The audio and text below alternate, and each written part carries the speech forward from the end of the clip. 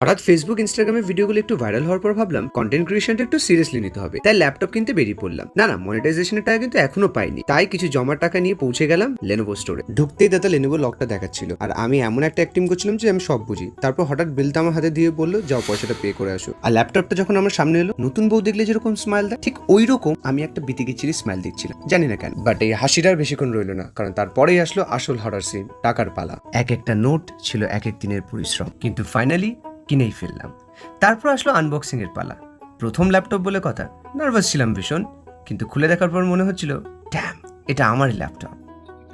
তারপর আবার মনে পড়লো ব্যাংক ব্যালেন্সটা পুরোটাই শেষ, তাই পকেটে পড়ে থাকা 10 টাকা দিয়ে নিজেকে একটা ফুচকা ট্রিট দিয়ে দিলাম। And thanks to all, seriously. চলে এসেছি এখন বাড়িতে, অ্যান্ড বাড়িতে সবাই জানে যে আমি এখনো কিন্তু পাইনি, বাট এই যে ল্যাপটপ এখানে ওরা জানে যে আমি ল্যাপটপ কিনিনি, কারণ ল্যাপটপের অনেক দাম এন্ড ওটা ইএমআই হচ্ছে না। সো লেটস ওয়াচ ওদের এক্সপ্রেশনটা কি।